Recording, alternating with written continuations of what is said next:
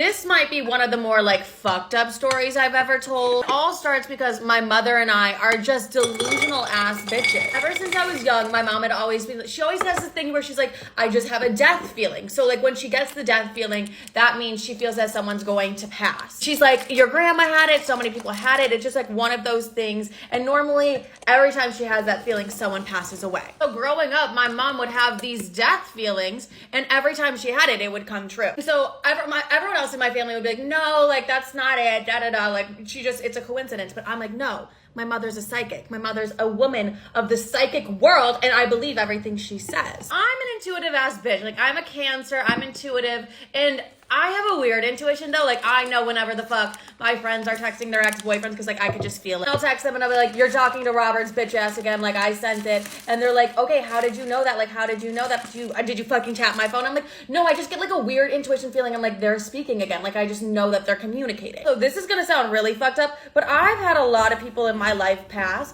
So me and my family talk about death pretty openly. Like, it's not a touchy or like taboo subject. My mother calls me about a month ago and she's like, Liv, I'm having the death feeling again. I feel as if someone's gonna get really injured in a car accident. Like, I just feel it. My mom's like, I don't know if it's gonna be a fatal car accident, but I just feel it. Like, there's something is going to happen. I'm like, Mom, that is so crazy you say that, because I've always thought my oldest sister, something was gonna happen in a car accident with her at 27 years old. Since I was like a young girl, I was like, I don't know, I just feel like something's really gonna happen to her in a car accident. My mom would actually get so fucking mad at me. She'd be like, stop saying that about your older sister. And I'm like, I don't know, I just feel like something's gonna happen. I don't know what the fuck it is. And I just really thought I was like connected so well with my intuition, duh. I'm like, Mom, well, I think your like little intuition about like the car thing might be Kay. Like, I've always thought something weird was gonna happen with her when she was 27. My mom and I are eating that shit up because we just think we're two psychic girlies who just are like predicting something. And my mom's like, I don't think it's her. Like, normally when I get this feeling, it's about someone I don't really know that well. I'm like, I don't know. I've always just had that feeling about her. Like, I don't know why. I can tell this story because today is her 28th birthday. Mom and I are just like going back and forth and being like, okay, like our intuitions, like what is it? What is yours saying? What is mine saying? Like, whatever. We can't predict it. You can't control anything. So it's just like, we're just having our little intuition moment, and that's that. So then I start being really, really, really nice to my oldest sister. Mind you, my mom is like, don't tell Sissy. And of course, I tell Sissy. Like, Sissy, just so you know, my intuition's saying some things about Kay. Like, just so you know. And so then we're in a family group chat. I start being overly nice to her, and I'm like, and then my OCD kicks in. I'm like, love you. Like, I love you so much. And like, I don't normally speak to her like that. She's like, why the fuck are you acting like that? Like, why? And then my mom is also like, we love you so dearly. Like, I just love you so much. Like, I'm really like, I love you. Sissy fucking chimes in on this bitch. And Sissy's like, no, they're acting that way because they think something's gonna happen to you.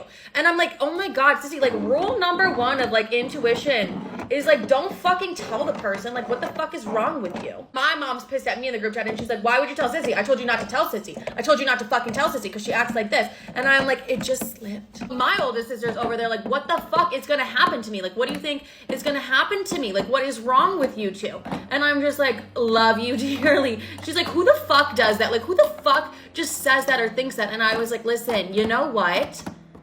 Love you. Sissy's like in the group chat, like, relax, Kay. Like, they're just acting crazy again. They're just having a moment. And my mom's like, I never thought it was gonna be you. Like, Livy convinced me that it was you. I'm like, fuck, I did do that. Like, I trust my intuition. I just like trust it. And mind you, it kept coming back to like the car thing. And Sissy was like, well, Kaylee's a horrible fucking driver, so maybe that's what your intuition is telling you. And Kaylee's in the chat like, okay, what the fuck? Of course, Kaylee's not in the best mood because she's like, you literally are convincing me something bad is gonna happen to me just because like your intuition is telling you that. And I'm like, girl, it ain't ever been wrong. It's never been wrong. Well, it does turn out that my intuition was wrong. That like I just straight up convinced everybody of this just because I was like, Sissy, I was wrong. And Sissy's like, I knew you were fucking wrong, bitch. It turns out the death feeling that my mother was having was for someone completely different. Like, my mom called me one day and she's like, nope, there was an accident. There was an accident. I told you there was one. I was like, fatal? She's like, nope, not at all. And I was like, oh, so it's not Kaylee. Listen, call me crazy. Call me whatever the fuck you want to call me. My intuition's normally right, okay? My intuition's normally correct. But I'm starting to think like maybe it had a little bit of fear. Maybe it was a little bit of anxiety instead of intuition. I'm still trying to understand the both. But all is well, and my mom and I are just like a little bit delulu. Imagine I go out like this. Maybe I should just start a new series like Intuition, or am I fucking crazy? Am I the asshole for refusing to let my wife wake up our daughter to see a bear? My wife and kids, 12 female, 10 female, 8 male, 6 male, 4 male, and I just spent 3 weeks at our cabin while we got some repairs done on our house. Our 10-year-old Rose has leukemia. A lot of the activities around the cabin are outdoors, and Rose doesn't usually have the energy for that. So one of her favorite activities has been watching the wildlife from this big window seat in the master bedroom and taking pictures of what she sees. Her goal since she started doing this was to see a bear. There are some in the area, but it's not too common to see one. She has me take her up to the window seat after dinner and usually falls asleep watching for bears. Towards the end of the 3 weeks, I had to take her to the hospital for chemo, 3.5 hours each way. That night, she fell asleep in the window seat again, and when I got up to carry her to bed, there were 2 bears close to our cabin. I called my wife over to see, and I took a picture on Rose's iPad, but my wife wanted to wake Rose up so she could see. She hasn't gotten to see a bear this trip. I told my wife she needs to rest, and that showing her the picture would be enough, but my wife still tried to wake her up. I stopped her again and got Rose in bed. The next morning, I told Rose that there were bears last night, and I showed her the picture. She asked if I woke her up. I said yes, because I didn't want her to get upset, but my wife told Rose that I wouldn't let anybody wake her up. We did not see any more bears for the rest of the trip, and Rose has been devastated. She refuses to speak to me and deleted the pictures I took for her, because apparently it doesn't count. She's even refusing to sleep next to me. She's been sleeping between me and my wife since she got sick. So my wife has had to sleep in Rose's room since the trip. My wife is even talking about taking Rose back to the cabin for a week to try and see a bear. I don't think it's a big deal, but my wife and Rose are still upset with me, so I wanted to know if I was the asshole. I mean, he was trying to do the right thing, but like, Asshole. Am I wrong for proposing on a meaningful day for my fiance? This sounds like a man who wants to make it all about himself. He probably did something wrong. I just feel it in my bones. I, 42 male, have been with my fiance for 5 years, 24 female. There it is, first sentence. What were you doing with a 19-year-old when you were 37? Please. Oh my God. Asshole, vote right now. Stamp. I don't care what happened. She used to work at a restaurant I went to frequently, and I used to only go just to see her and would often go alone. Predator! It's a very cute story because...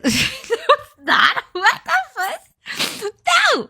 This is how I groomed you, my lovely wife. You're only 19, and I came into your restaurant all the time, and I just made you fall in love with my wealth. It's a very cute story because I had a schoolboy crush on her. Oh, because she was a schoolgirl. It's a very cute story because I had a schoolboy crush on her and pulled all of the old tricks to get her to go out with me. We started to date and I proposed to her recently on her father's death anniversary, which I thought would be meaningful and take the bad memories out of that date for her. Why would you think a day that she dedicates to remembering her father should be overshadowed by her proposal? Oh my God. You have, what, 19 years on her and you were still that dumb? I also knew that during that day, she's extra sentimental and emotional, so she's more likely to say yes and would be This can't be real! What do you mean? If you're not sure she's gonna say yes, don't propose to her at all. Why are you waiting for a day where she's gonna be sentimental about... I also knew that during that day, she's extra sentimental and emotional, so she is more likely to say yes, and we would have a beautiful moment together honoring her late father's memory. I mean, you could also be her dad too, in a sense. Like, literally. While she ended up saying yes, the following week she changed her demeanor and was very distant with me. She is not usually like this and she is very agreeable and shy, which is why I fell for her in the first place. But she was growing hostile and often disagreed with me on things she usually agreed with. We currently live with her mom, 48 female, and I lost my job due to conflicting political beliefs with my previous job as I could not afford to pay rent at my old home. Her mom is 48 and you're 42? You don't see a problem? The red flags are just like, screaming out in the story, and it's like I can't even finish it. I'm not currently seeking another job due to the fact that I sprained my ankle last summer and my industry is very physically demanding. This man is just like digging himself deeper and deeper. Ever since the engagement, her mother and her have been very cold to me. Her mother stopped making my meals and my fiance is basically ignoring me. During dinner one night that I had to order in, I could not hold it in anymore when I finally broke down. I regrettably raised my voice and asked why they're icing me out. They look at each other, yet another way they always exclude me, and explain they found my proposal manipulative and not done right as it fell on an important date in their family. I explained to them what I explained here, and my fiance started crying. I felt very guilty in that moment, but stood my ground. So, am I the asshole for proposing to my fiance on the anniversary of her father's death? Let's review, okay? Let's just make sure all my sheeps align, or whatever that saying goes. She was 19, you were 37 when you met. Okay, that's a big 18-year age gap. 18-year age gap. Just wanted to make sure that's there. You pursued her when she was literally just became an adult, okay? Refused to look for a job because of a sprain from almost a year ago. You live rent-free in her mom's house and expect her to make meals, especially for you. And your own words, you stated that you proposed on her father's death, specifically because you knew she would be in a high state of emotion and would be more willing to say yes, because you felt that she would say no on any other day. I learned today that my grandparents are siblings. My grandmother told me a family secret, and you were into the internet? Me as fuck.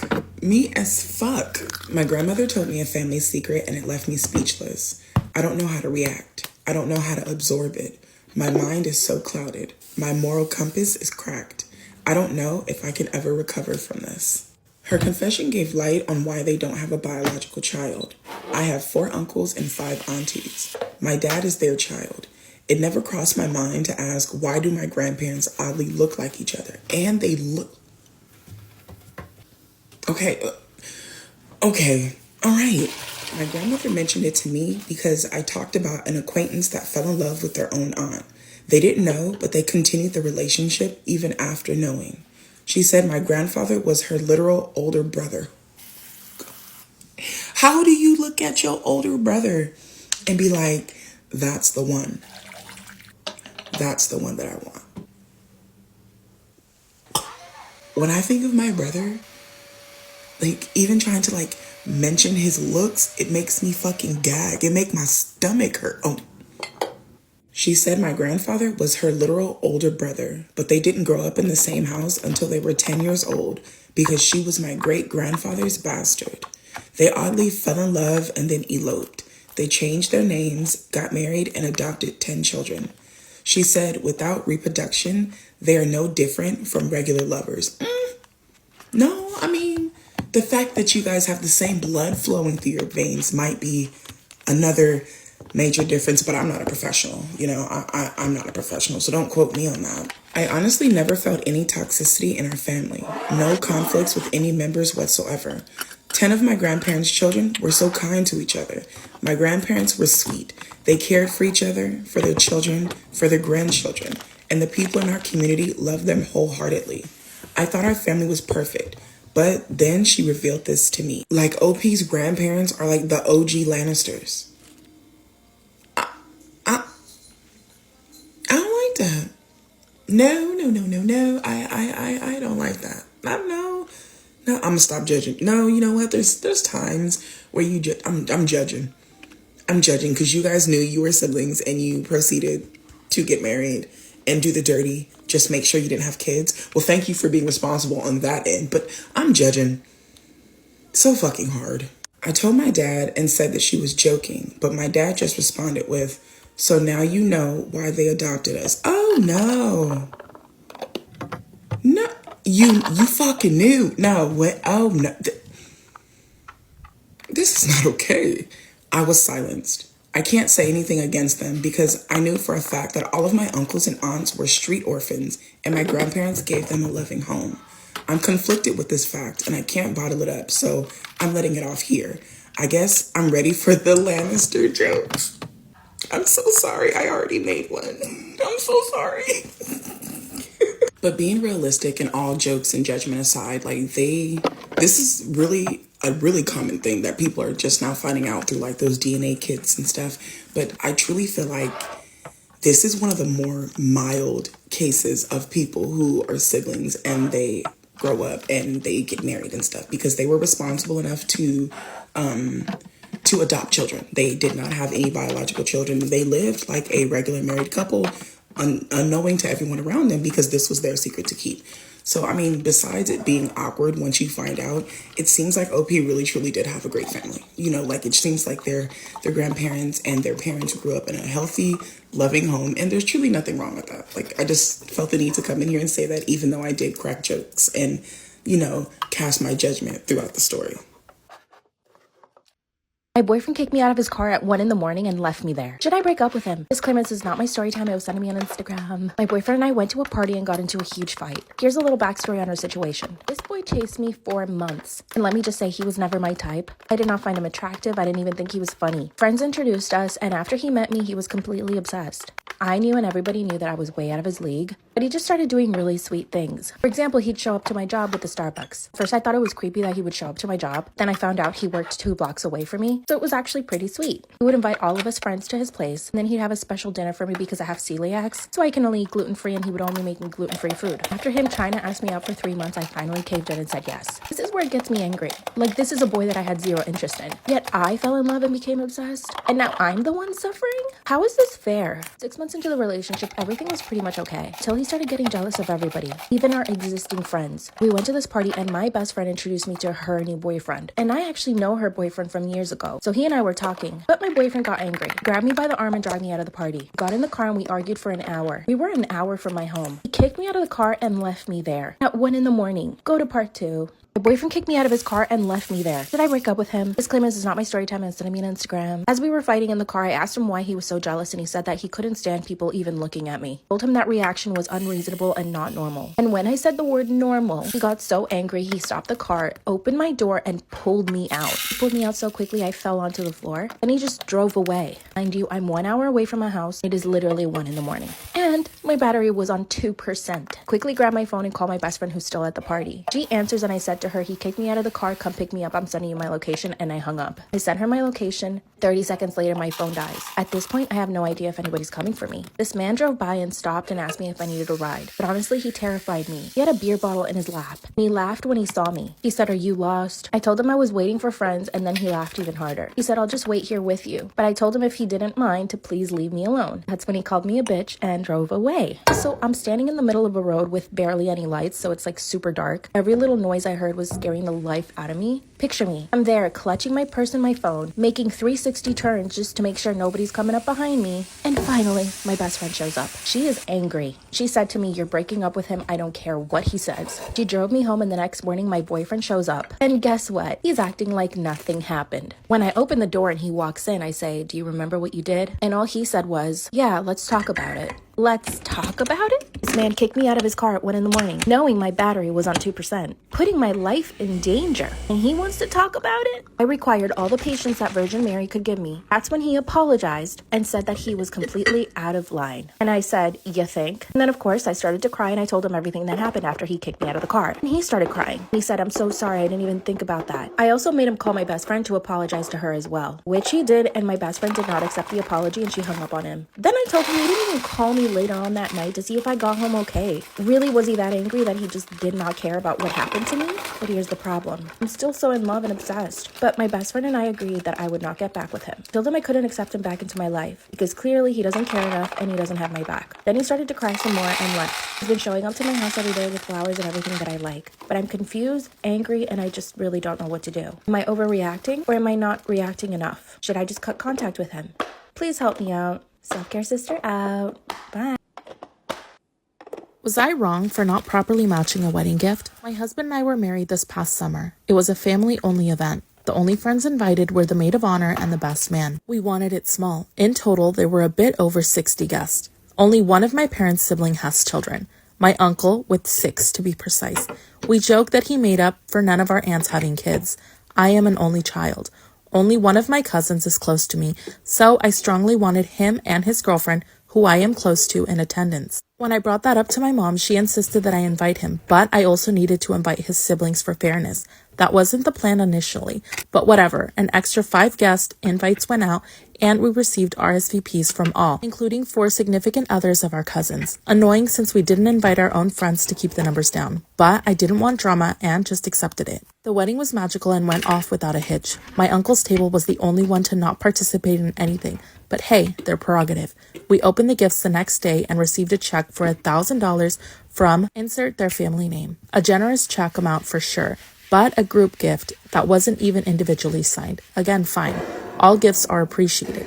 The cousin I'm actually close to snuck us a card with their own gift. Since then, 3 of my cousins have gotten engaged. The first was on short notice, planned in a matter of months. It was last weekend, and my husband and I were invited to the cocktail hour, but not the ceremony or dinner. Yet again, fine. It was only a 2-hour drive, so easy enough to pop over and then head home the same day.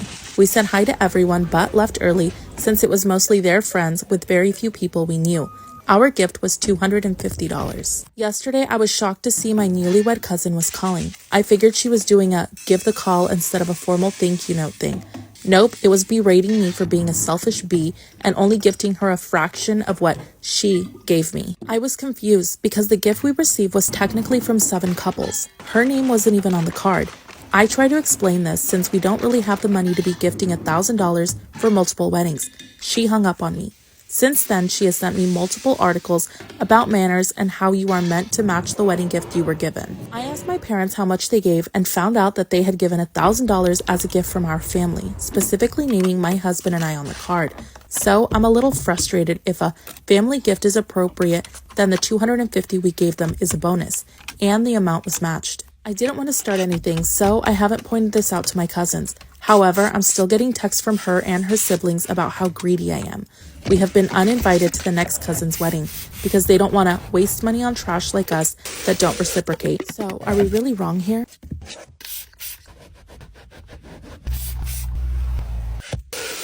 And I don't know if this is going to be a way of you two communicating, but this is his story, and it's only fair that I share it since I shared yours. And he is still being very respectful, so I'm going to tell his story now. Assalamu alaikum. I came across one of your videos by chance on my For You page. I had watched one of your videos before, but I didn't think much of it. But to my surprise, you were describing a situation that I could strongly relate to. So I connected the dots and realized that I knew the person who had sent you the story. Let me start off by saying that I only wanted to shed some light on my side of the story. Yes, we had talked for a few years, but as close friends, and it was only the beginning of this year that everything changed between us. Our connection deepened and we shared our feelings for each other, and as the months went by, the decision to spend our lives together became clear, and we both felt the pull towards marriage. Truth to be told, my financial situation wasn't ideal, far from it, but I did what I could to improve it. This year, right after Ramadan, I managed to secure an apartment and a job, steps towards building some sort of stability, something I knew I'd need before facing her parents. I hadn't felt the need to reveal the details about my financial situation to her, as we were just friends. But when marriage entered the equation, honesty became imperative, so I opened up about my circumstances. What she didn't mention in her story is that she cut ties with me soon after discovering my financial reality. It was though listening to her story on your page that I learned about her feelings. Maybe that's Allah's way of bringing me this knowledge, something I wondered about for months. I won't judge her for choosing stability over her emotions. That's a shortcoming on my part that I accept. What I wish we had, though, was communication on this matter. I trusted her enough to confide in her about my financial struggles, a sensitive subject for any man in my shoes. To then find out that she turned away, ending our connection without even an explanation or so much as a goodbye. That pain cuts deeper than any wound. Life has its twists and turns, and sometimes we're forced to make choices based on our circumstances. I respect her decision even if it stings, but what hurts the most is not the decision itself, but the lack of communication, the sudden silence after the vulnerability. Perhaps our paths were meant to cross through your page to teach us lessons about understanding, empathy, and the complexities of balancing emotion and practicality. Am I in the wrong for canceling our apartment signing after I found out that my boyfriend bought an expensive car?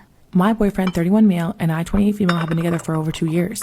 We have been living with roommates and been looking to move in for a while. It's expensive, and I have a dog, so it's been difficult finding a landlord that would be okay with a dog. My friend has been moving out and she has a dog and is willing to sublet for us. The landlord said they're okay with signing us if we want to stay after an 8-month sublet. It's a fairly good price near work, so I'm happy with it. We went through the credit check and we're about to sign it, but recently I discovered that my boyfriend bought another car. He already has a daily driver, but wants a weekend car, which I personally find ridiculous why anyone would need 2 cars. He has a Honda Accord, that's fine, and he's never complained about any problems with it. But recently he said that he bought another car. He isn't the best with money. He really likes to spend till the last dollar and doesn't have any savings. I've had to bail him out twice on rent. We both pay around a little over $1,000 plus utilities, and he makes around $70,000 a year, so he should have savings, but he doesn't. He did pay me back, but it was months later than what we agreed upon. So I was really happy that he did that, but I didn't realize that he bought such an expensive car. He didn't show it to me until Saturday when he picked me up in a Corvette. I didn't know what model it is, but I asked him how much it was, and he said it wasn't my business, and I was pissed off that he bought a clearly expensive car. He admitted later, because I refused to let it go, that it was $42,000 and he had traded in his Honda. Even then, his payments are almost $800 a month. I was so mad that he did that, especially because he asked me to cover the part of his share for the apartment security deposit a week before he bought the car. I called my friend and apologized. I told her that I can't sign the lease and she was okay with it. I hadn't paid the deposit yet, thankfully, and my roommate is okay with me staying, so I'm good. But my boyfriend's lease is ending and the landlord wants him out, so he's mad at me for canceling us moving in together because he still needs to move and he'll probably be paying more than if we moved in together. He yelled at me for butting into his business, saying it's not my business what he buys. I think it's fair, but he also doesn't have any money and bought an expensive car, so if anything goes wrong, I have to pay his share of rent. So am I in the wrong? My stepdaughter accused me of SA. She lied about it, and my wife just wants me to forgive her and move on. I, 45 male, and wife, 45 female, met 4 years ago and got married last year. When I first met Vanessa, she was a single parent. We met through mutual friends. She told me she had a daughter, Emily. I was fine with that. But meeting Emily was a different story. She made it clear she didn't like me, which was understandable. She was a moody teenager who was used to having Vanessa to herself. I didn't push a relationship between me and Emily when me and Vanessa started getting serious. Having a step-parent myself, I understand it's important to not force the relationship. I gave her a choice like my stepmother did for me. I made it clear that whether she liked me or not, I would be there for her if she needed me to be. It didn't happen overnight, but she slowly started warming up to me. But she reverted back to being distant again when we announced we were engaged, and she was completely cold towards us when we asked if she wanted to help with planning the wedding. She heard us when she said she wouldn't be coming. We tried talking to her and suggesting therapy. She refused both suggestions. We had to respect her decision. She went low contact with us after we got married and moved in with an aunt. As much as it hurt, we decided it was her choice. 2 weeks ago, my wife came home crying and screaming at me about me sexually assaulting Emily. I was taken off guard, shocked, and confused. She told me Emily said I had been SAing her when she wasn't home and that's why she moved out. The police came and I was arrested. The whole neighborhood saw me get taken. It wasn't a nice experience. Long story short, Emily's story didn't line up to the times I was meant to have been home with her and I couldn't actually confirm where I was. She told the truth and said she only said that because she was mad at me and Vanessa for getting married. I live in a small community and word travels fast and something like SA is heavily frowned upon. My wife came home and she apologized. She said she was protecting Emily and wasn't thinking straight that day. I understand her protecting Emily, but what I didn't understand was her jumping the gun and not giving me a chance to prove myself innocent. She asked me to forgive Emily, but I told her I needed to get away for a bit. She cried some more, but I just couldn't comfort her. I just packed a couple of bags and came to stay with a cousin. I've been here since then, and my wife and Emily have tried to ring and call me, but I won't answer. I know I eventually have to face them, but right now, I can't. I don't know how to cope with all of this. Maybe someone can help with some suggestions? Y'all, the short and sweet Reddit ones sometimes be juicier than the long ones. My wife ditched her kid at a bar. She told her daughter, my stepdaughter, that she was gonna take her to a concert. After pre-gaming at a brewery, my wife found out the show was 18 and up. So she left the kid with a mutual male friend at the bar and went anyway, after asking the kid if it was okay to do so. The kid is a preteen. After the concert, she returned to the mutual friend's house and slept in the same bed as him. My stepdaughter said she could hear her mother panting. We're currently sleeping in separate bedrooms and moving forward with divorce because my wife would rather be out drinking and I assume drugging than be home with her family. But god damn it, that's fucked up and just insanely trashy. This lady is just all around fucked up because why are you pre-gaming before you go to a concert with your preteen child? That means she's no older than 12. Why are you pre-gaming before you go with your fucking child? And then leave your preteen daughter with somebody else and just go to this concert anyway? Oh, hell no. So I came to the comment section because I wanted to see if OP had added anything to the story. And someone had asked him, checked in. How are you doing? How's the daughter doing? how are things going? And OP responded and says, I've got support. I'm sick to my stomach and I have been since yesterday, but I'll survive. I slept on it and this morning asked the kid if she was telling the truth. She said that she absolutely was, and then without prompting, started mimicking the noises she heard my wife making. It was definitely the last noise a spouse or even one sleeping in a separate bedroom wants to hear their wife making without them, especially with a so-called friend. So we all know what happened. We all know that mom wasn't in there just panting. The things was going down. Am I the asshole for manspreading on a plane? A few weeks ago, I, 26 male, was on a flight in between two women. I'm tall and never comfortable on planes. My knees always dig into the seat in front and it can be painful. I forgot to stretch my legs prior and it was even less space because it was Spirit Airlines. After half an hour after takeoff, I found my left knee inching to the side for a sweet relief of open space. Just the no man's land in between seats, but I might have been occupying some of their space. After 2 hours, the woman in the window seat called over the flight attendant. She said something like, could you tell him to keep his effing leg in his own effing seat? Am I the asshole for manspreading on a plane? I instantly retracted my leg in deep shame. She also made a snide reference about the idea that spreading your legs is about male down there comfort. I was shocked into silence and obviously tried to apologize. She refused to speak to me and acted like she didn't hear me. Instead, she furiously texted on her phone. The woman in the aisle seat said she had some extra space on her side that I could use, but then promptly went to sleep. I tried again to apologize to window seat woman, but she ignored me. I kept replaying it on why she didn't simply ask me to move my knee instead of calling the attendant. I even sneaked a peek on her phone, and part of what she was writing was about me. My husband knows about my 6-month-long affair, but he hasn't told me. Okay, so let's start with a little background. My husband and I first met when I was right out of college in a new city. He swept me off my feet, and from that first date, it was magic. We married 3 years after that, and now we have an 8-year-old daughter. We both work pretty great jobs, and between caring for our daughter and work responsibility, we are both busy people. But he always made time for me and treated me like royalty, even when I didn't do the same.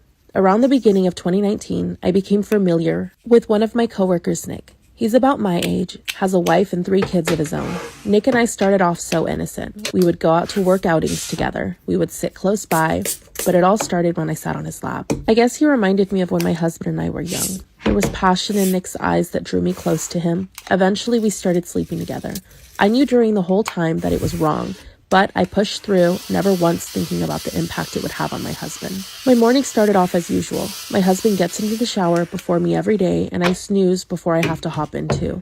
He mentioned last night that he was going to stop by Costco on the way home from work today, so I grabbed his phone so that I could add a shopping list. When I went on the Notes app, it opened to a folder with dates listed on it.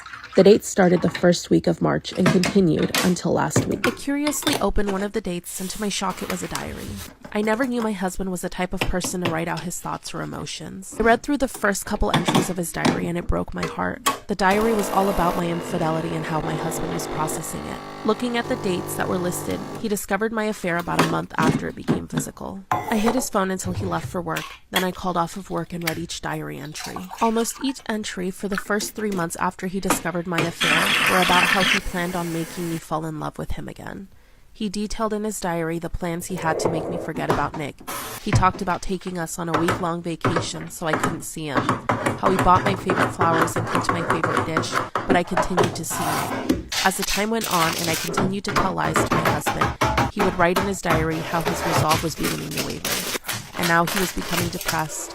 He feels so lonely and unloved. After 3 months, the diary entries became wholly about his depression and how he cries every time he knows I'm with Nick. The diary entry from a month ago stopped me in my tracks. He wrote about how he put our daughter to bed. He was crying himself like usual, but the tears stopped flowing. He says that his body finally stopped producing tears for his failed marriage.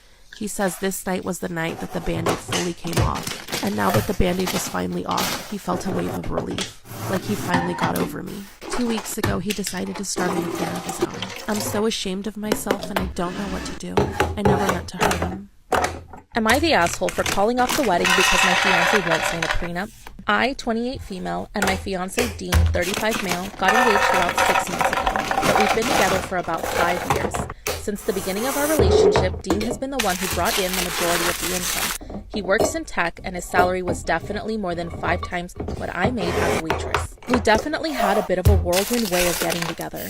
We were living together by 6 months of dating, and that's when reality set in. His mother hated me. She always assumed I was a gold digger because of the vast difference in our bank accounts. But when we met, I was still in school and my occupation was temporary. Before my fiance proposed, we sat down and had a serious discussion about our finances. He wanted me to sign a prenup and a formal acknowledgement that I would not be getting my name on the title of his house, and that if we were to get a house together, I would need to be able to pay for half of everything. I agreed to his terms because I didn't want his mom to be able to use this against me to further push her agenda that I was a gold digger. Even throughout our entire time living together, we were splitting the $5,000 a month mortgage payment in half. So even though I made significantly less, we were still splitting the bills in half. About a year before our engagement, I was finally done with school and was able to land a great job in my field within an amazing starting salary. So prenup talks went away after that.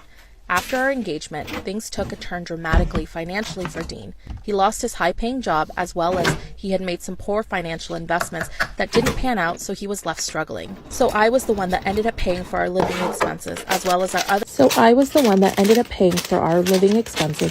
all expenses for the wedding. About a month before the wedding, I brought up adding my name to the title of the house, as well as having him sign a prenup. He actually had the audacity to be mad like he didn't ask me to do the same. I figured he would be a little bit more understanding, considering I had paid all of the bills, including the mortgage, for the last 5 months for a house that wasn't even in my name. He told me that I had already stated that I would sign an acknowledgement about not getting my name on the house, as well as I would need to pay for half of anything for us to get a house together. I reminded him that I had been paying for all living expenses for the last few months, and he just told me that he had been paying for the house for the last 8, never mind the fact that I had been paying for half for the last 5. When he wasn't even able to compromise, I let him know that the engagement was off, and that I would be moved out of the house by the end of the week. At first, he thought this fight would just blow over, but when I started moving my things out, he started pleading with me to stay. It's been about a week since I moved out, and he has told all of our mutual friends, including my family, and they are all saying that I am the asshole for moving out like that, knowing that he didn't have a job and had no way of paying the mortgage or any of the other upcoming bills. But I don't think I am, because he's had half a year to get his shit together. Instead, he became what his mother tried to convince him that I was, a gold digger. I hid a camera in my son's car, and what I saw horrified me. Last month, my son, 17, got in a mild car accident. I was immensely disappointed in him, and I made that very clear. As punishment, I decided to put him in lockdown. The set rule was that he couldn't leave the house unless given permission, and he wasn't allowed out of my sight. Anyway, while my son was asleep, I decided to install a camera in his car. One of those cool shiny ones that aren't noticeable unless you search for them. I planted it in an air vent at the top, leaving the vent cracked open. My son isn't the brightest, so he would never think to search his car. He would never suspect a camera. After watching his actions over the week, I determined he had gotten his act together and could leave the house again. 3 weeks had passed and there was no suspicious activity on the car cam, so I decided it would be okay to let him drive. I regretted that decision almost instantly. He bolted out of the house and hopped in the car to head to his girlfriend's house without even letting me know. I'm quite annoyed that he didn't ask for permission, but I'll let it slide this time since it's her birthday and all. I started to watch the car cam intensely. He had gotten to her house a few minutes ago and he left her birthday present in the car. I knew he would head back to the car with her, and I felt sick to my stomach thinking about what they might do. The door unlocked and he stepped into the back seat with his girlfriend behind him. "Happy birthday, babe," he spoke. "I know this is a big year for you, so I got you something extra special." He gave her a kiss and handed her the box. She shook it innocently and snickered. I wonder what's inside. She ripped off the wrapping paper only to be met with a blindfold. A blindfold? What the heck was that for? "Babe, let me put it on you. I'm gonna take you somewhere special. It's gonna be a huge surprise." He crawled to the front of the car and started driving. I recognized the path he was taking, back home. I hadn't gotten his girlfriend anything for her birthday, and he knew that. Why was he bringing her here? The car crept up the driveway. "Okay, babe, are you ready?" He put it in park and hopped out, headed straight to the passenger side. He slid the blindfold off his girlfriend, who wore a sickening grin on her face. "Take my hand, let's end her together." They locked eye contact and his girlfriend slid a out of her pocket. My heart suddenly dropped to my gut. Thump, thump, thump, sharp knocking. "Mama, I'm home and I brought Brookie with me." Am I wrong for not letting my apartment mate, 21 female, back inside after she got spat on by a camel? I share an apartment with another woman and we've been decent acquaintances. I'm the primary tenant, but she's subleasing and the landlord is okay with it. Apparently, she walked out to the fair that had all sorts of attractions and animals. It was walking distance about a mile away from our unit, and I remember it being advertised, but I didn't go. Well, to put it plainly, she got spit on by a camel. She texted me shortly after it happened to warn me that she was coming home, and I thought, okay, what's the big deal? Come home. I saw her coming up the steps looking miserable through the window and went to the porch to greet her. Instantly, I was hit with the most unbelievably vile smell I've ever smelled from 20 feet away. I really couldn't take it. I only got a whiff and could feel my stomach churning. So I went back inside and closed the door, and when she came up and tried to get inside with her key, I was practically begging her, "No, whatever happened, you can't come in like that." She responded, "I live here." Am I wrong for not letting my apartment mate 21 female back inside after she got spat on by a camel? I said, "You can't come in like that." She was yelling, "What? I live here," and then practically crying that she had nowhere else to go. I said, "I'm sorry, but there's no way. I can't let that smell in here." And guys, I could smell her through the door and was literally gagging. I suggested that she find a hose or shower somewhere or jump in a creek or something, anything but coming in like that. She replied that no store would let her in, but I held firm. I held the door closed until she walked away, and she came back an hour later soaking wet. I'm not sure if she jumped in a creek or what, and then she opened the door. The smell was maybe barely better, but still horrific. Of course, she jumped straight into the shower, but I can still faintly smell it through our whole living room, and it's making me sick. Now we're both furious at each other. I'm mad that she came back in before the smell was gone, and now the whole place smells unbearable. And she's furious I dared hold the door shut and keep her out. Am I wrong?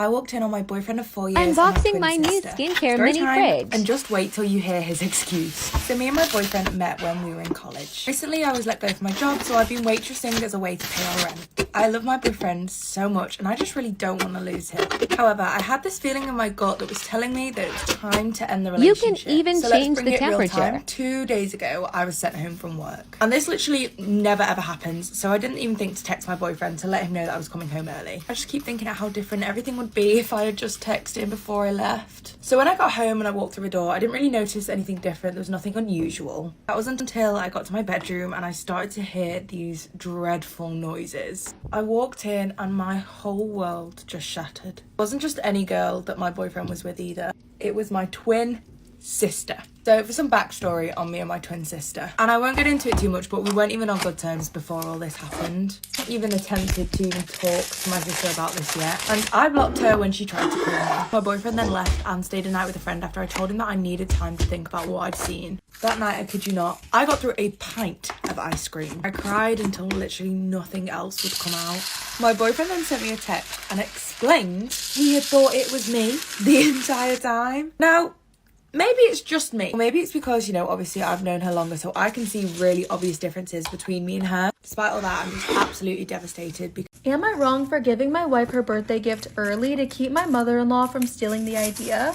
My wife just had her 40th birthday, and for several weeks she's been talking about a special event she wants to attend, so I bought her tickets. My mother-in-law recently wrote me asking for ideas for my wife's birthday. So I told her my wife's favorite restaurants and what she expressed to me she wants to do for the family gathering. But mother-in-law insisted that this time she wants to do some sort of activity with my wife, not go out to eat. So I told my mother-in-law about the special event and that I already bought tickets. I shared this information to try to give her an idea of kind of where to go from there, not to steal my idea, of course. But anyway, for the next several days, mother-in-law was acting very sketchy and insisted she and her daughter meet up for a girls' day. I read the writing on the wall and assumed my mother-in-law wanted to steal my gift-giving thunder, so I surprised my wife with the tickets the day before. And sure enough, mother-in-law did buy another set of tickets. Am I wrong for giving my wife her birthday gift early to keep my mother-in-law from stealing my idea? I read the writing on the wall and assumed my mother-in-law wanted to steal my gift-giving thunder. So I decided to surprise my wife with the tickets the day before she met with her mom. And sure enough, mother-in-law did buy another set of tickets to the event. She even told my wife she overheard her talking about it and really wanted to surprise her before her birthday. So my wife told her that that was very kind, but she already had tickets from me. She told her mom maybe she could find someone who wanted to join and we could all go together and that would be so fun. I guess she took it in stride that day, or so I hear, but the next day she called me and told me I was horrible for giving her her gift early. I asked her why she bought tickets to the same event and why she tried to give her gift early if I'm horrible for doing the same thing. She told me it's her right as her mother and that I was horrible and hung up in my face. So am I wrong for giving her the gift early? Obviously not. Am I wrong for giving away my friend's ticket to the Taylor Swift concert and leaving without her? So a long time ago, I, 20 female, bought 4 tickets to the Taylor Swift concert in our city. The concert happened this past weekend and it was going to be me, Marissa, Haley, and Aiden. We're all besties from high school. Everyone paid me for the tickets and planned accordingly, and we were planning on getting there pretty early to hang out for a bit. Everyone knew this plan for a long time, but for some reason Marissa couldn't or didn't get off of work. She's a server at a breakfast restaurant and normally doesn't work late, and by the way, this was on a Saturday. The thing is, I also have an older sister who lives in this city and really wanted to go but couldn't. So she begged me to be a backup just in case anything happened. Because we don't live very close to the city, it's about an hour away, we planned on leaving at 2 p.m. At around 11, I started texting everyone to get ready because I had to start picking people up. Marissa told us she'd get off at 12 but didn't say anything when I texted the group. Am I wrong for giving away my friend's ticket to the Taylor Swift concert and leaving without her? At around 11, I started texting everyone to get ready because I had to start picking people up. Marissa told us she'd get off at 12 but didn't say anything when I texted the group. So I texted her individually and called but got no response. So I picked up everybody else and she was the last person to get, and I kept calling and we waited outside her house for a bit. Eventually, I said F it, so I went to the door and her mom answered saying that Marissa hadn't come home yet. Together, we decided to live without her, and 20 minutes into the drive, all our phones started blowing up. It was Marissa apologizing, saying she had issues at work and had to stay, but she's speeding home and will be ready in 15. At this point, it was about 2:30, and Aiden called and explained what happened, and I could hear her screaming her head off at him. He eventually hung up on her, and my sister met us there and zelled the money to Marissa in the exact amount she paid me. We had a blast, but I'm asking if I'm wrong because none of us have heard from Marissa since. Am I wrong for kidnapping my baby, causing my husband to have a panic attack? I, 29 female, recently started working again after having my daughter 4 months old. Daycare is way too expensive, so my husband, 35 male, reluctantly agreed to stay home. It's important to know that he's been unemployed since 2021 and receives benefits. It's also important to know that he is extremely lazy. He doesn't cook, clean, or help out in any way. So I was nervous about leaving her home with her father, but I had no choice. When I came back from work, she was clean and sleeping, and the next few times I came home, he was playing with her, feeding her, or out for a walk with her. I was happy until a few days ago when my neighbor told me that as soon as I leave, the baby cries and cries for hours. She told me that she knocked on the door and he finally answered it and was sleeping. So I concluded that he sleeps all day and night, and before I come home, he pretends to care for her. To see if it's true, I decided to take the day off work and left home at my regular time. Am I wrong for kidnapping my baby, causing my husband to have a panic attack? I left home at my regular time, waited 30 minutes, and then went home. Sure enough, he was knocked out sleeping with his stupid noise-canceling headphones on. So I went to my daughter's room, scooped her up, and took her to my friend's house. I waited 2 hours and finally called him to tell him I was coming home early. He called me back saying he can't find the baby and told me he was going to call the police, but before he did, I told him what I did. He called me an asshole and a lot of other words, and when I got home, his mother was there calming his nerves. Because he has a panic attack. She also called me an asshole. My husband decided to stay at her house, and family members are telling me I'm a terrible person. I know that it was extreme, but I don't know if I would consider myself to be an asshole. Main comment says sleeping with noise-canceling headphones as the only adult in the home caring for a 4-month-old baby? Absolutely not. And I have to agree that makes absolutely no sense. Am I wrong for not letting my apartment mate, 21 female, back inside after she got spat on by a camel?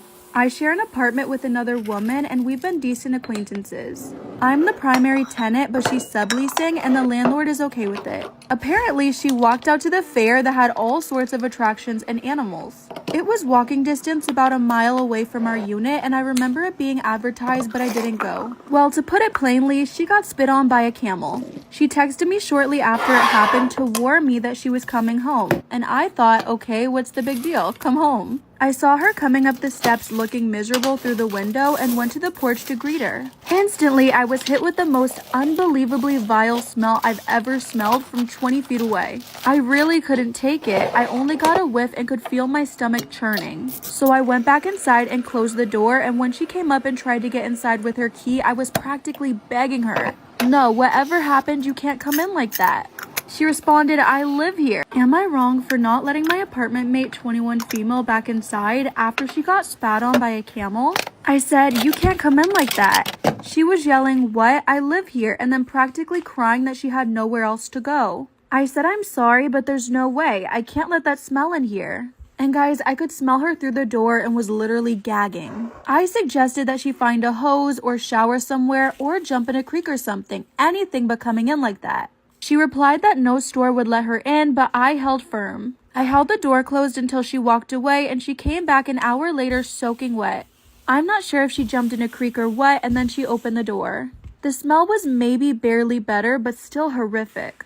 Of course, she jumped straight into the shower, but I can still faintly smell it through our whole living room, and it's making me sick. Now we're both furious at each other. I'm mad that she came back in before the smell was gone, and now the whole place smells unbearable. And she's furious I dared hold the door shut and keep her out. Am I wrong? Am I wrong for leaving my husband at home while I spend the week at my brother's because of how he buys groceries? I've been with my husband for 17 years, and overall things have been great. We've had a few rough patches, but what's important to note is that he earns more than me and is the main provider. With that being said, I have a substantial trust fund that ensures we're financially stable. I work part-time as a teacher while attending university, earning less than him, and most of my income goes towards tuition. Our household income exceeds $200,000 annually, but one ongoing issue is my husband's frugality. He likes to control my spending and have the final say on how he uses his earnings. And it's worth mentioning that I've never used any of his income and have no intention to do so. However, the main point of contention between us is his frequent visits to the food banks. Despite having more than enough food at home, he insists on going to food banks to save money. He intentionally looks disheveled and uses our beat-up car to blend in, even though he's never experienced food scarcity. Am I wrong for leaving my husband at home while I spend the week at my brother's because of how he buys groceries? I've explained to him the need for food donations in our community, even showing him social media posts from local food banks. I suggested he volunteer or donate to gain first-hand experience, but he refuses. The unfortunate part is that since we've never been short on food, most of what he brings home ends up getting thrown away. Today, when I looked in our fridge, it was filled with fresh produce and meat that clearly didn't come from a regular grocery store. When I confronted him, he admitted to going to a food bank after seeing a Facebook post about a donation of fresh food. People on social media were already asking if there was any left, and there wasn't. I showed him the comments, but he brushed them off, claiming people should have gone earlier. Exhausted by the situation, I packed a bag and went to stay with my brother to think things through. My husband says I'm overreacting, being vindictive, and threatened to go back to the food banks. His family is also calling me an asshole and urging me to stop interfering. And after I cut my phone off, now they're bombarding my brother. Am I wrong for telling my roommate I don't give a flying fadoodle about her boyfriend's allergies? I, 24 female, have been living with my roommate Layla, 25 female, for about 10 months. We have a 2-year lease, so I want to fix this so we're not miserable for the next year, and I need to start by saying if I'm in the wrong. So Layla started dating Kyle about 6 months ago. Kyle has food allergies to shellfish, nuts, and soy, as well as a lot of more mild and moderate allergies. I use nuts and soy a lot in my cooking and some occasional shrimp. At first, Layla would tell me Kyle was coming over, and I would just adjust whatever I was planning on making so that it was good for him, and this was fine. He's never had any reactions at our apartment from my food, but it slowly escalated. Now, they want me to not keep any ingredient in the apartment that could cause him anaphylaxis, even if I'm not actively eating or cooking it while he's over. So I've refused, and they've both pushed back a lot on it, and I snapped a little. I said I don't give a fladoodle about his allergy. Am I wrong for telling my roommate that I don't give a flying fladoodle about her boyfriend's allergies? At first, I would just keep the ingredients out of any meals whenever he came over, but now they want me to not have any ingredient in the apartment, even if I'm not actively eating or cooking it while he's over.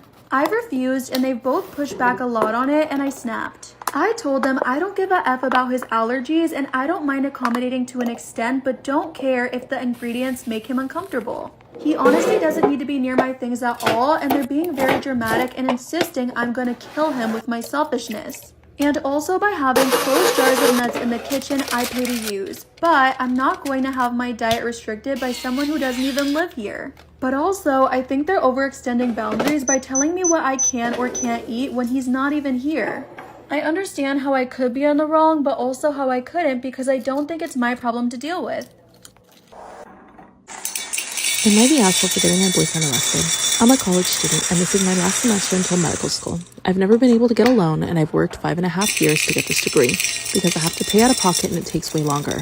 I've worked 2, sometimes 3 jobs and barely had a social life. For this upcoming semester, I reached my goal for tuition, so I quit one of my jobs so I could relax a bit. I was a server and bartender at 2 bars, as well as had an office job, so I always had cash hidden in my apartment in a closet in a box. Well, yesterday I get home to put money in the box because I was going to deposit it today and it's all gone. I freaked out and tore my apartment up thinking I put it somewhere else knowing I didn't. I called my boyfriend like crazy and no answer. I didn't sleep last night because I was panicking. This morning he finally calls me back and I'm yelling at him about my money and he's acting all confused like I'm crazy, and he comes over and I'm still pissed off. After a while he finally admits to me that he took it so he could borrow it and help pay me back. Where the fuck is he gonna get $14,000 from in 2 weeks? I went into a rage and called the police and reported it as theft because that's what he did. Well, it's been a few hours now and I guess he got his phone call because his family has been blowing up my phone and his mother said some really hurtful and racist things to me. They've been harassing me for the past 6 hours now and it's stressing me out even more. His brother did offer to pay me back and said I should go to the police station and drop the charges. So, am I the asshole? Let me know your... My partner told me he was excited to start a family, but went and had a vasectomy done in secret. I, 22 female, have always wanted to be a mom. I've been with my partner, 24 male, for 6 years now, and he was aware of this. He supported it, but obviously wanted to wait until we were older to start trying. But now we've both graduated from college, are working stable jobs, and are engaged. Now we are at the stage, and we discussed and agreed to start actively trying for a baby. That was about 7 months ago. He's known how badly I've wanted this, and he's seen how upset I got in each month when the test comes back negative. But he's always supported me and comforted me by telling me it would all happen soon. But it didn't. 2 weeks ago, he told me we needed to talk. He ended up telling me that he had a vasectomy performed while we were on a trip with friends for my 21st birthday last year. While I respect his decision to do so, I can't help but feel hurt that he did this and kept telling me not to worry and that it'll happen soon, and how excited he was for taking this step. I just don't understand why he couldn't have told me he wasn't ready or he didn't want kids. I really thought we were on the same page about wanting kids someday. I'm just in complete shock that he's hidden such a major thing from me. We haven't been speaking much and he's been staying with his brother since he told me. I don't know how we can work this out or move past this. I still love him, but I'm hurt that he acted like nothing was wrong. It's made me doubt if I even want to go through with our wedding now, but at the same time I don't want to leave. So what should I do?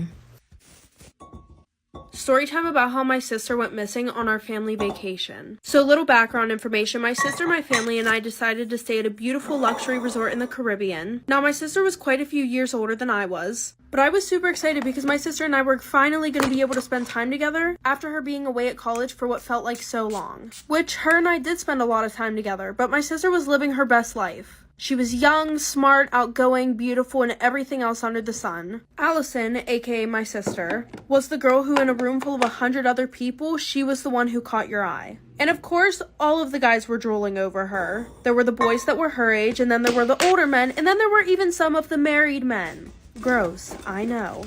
And even some of the women. But she had 2 little vacation situationships going on. And like I said, she was living her best life until she wasn't. But one night my sister Allison ended up not coming back to the room. And that was the plot of Saint X, a new show on Hulu with new episodes every Wednesday, streaming now. Storytime about my boyfriend's girl best friend. So a little background information, I was 15 and in 9th grade. And my boyfriend Jaden and I have been together for 2 years. In the beginning, everything was great, and then we went over to his best friend's house, which I didn't realize that his best friend was a girl. And at first I liked her. Her name was Anita, and she was super funny, super nice. Well, fast forward, it started to become a routine where he would drop me off at my house, and then I would call him, and he wouldn't pick up until like the 3rd time that I called him, and then he would be like, "What's up? I'm hanging out with Anita." And I felt super weird, because while we were on the phone together, him and Anita were in the car just talking to each other, not even acknowledging. So then the one day I asked him if him and I could hang out, and he said that he wasn't going to bring Anita. Well, he pulls up, and guess who's sitting in the back seat? Anita. And they were playing saying sexual assault, which made me feel super uncomfortable. And she didn't say one word to Jaden the whole time, but she had so much to say to him while we were on the phone. So, like I said, he said that he was going to bring Anita with him, and then he pulls up and guess who's in the car? So, fast forward 8 months, Jaden and I are doing super good. And the one day we're driving around, and he mentions that he has to pick someone up. Yep, Anita and her friend. So fast forward, we picked them up, and I was feeling super uncomfortable and pissed off because Anita's like rubbing his shoulders and stuff like that. And then they dropped me off at my house. Well, not even 10 minutes later, they get into a car crash, literally 10 minutes down the street from me. So the girls walk to my house. So we're sitting in the garage, and the girls are talking about how long they've known Jaden for, blah, blah, blah, this and that, and how he drives super careful when Anita's in the car because he really cares about her. So I told Jaden that I'm not okay with him hanging out with Anita. And of course, when I text him, he's drinking with Anita. So then he starts calling me a bunch of names. Jaden and I are still together, and we have a 9-month-old daughter. He still hangs out with Anita, and I still feel weird about it, but I guess I'm just gonna have to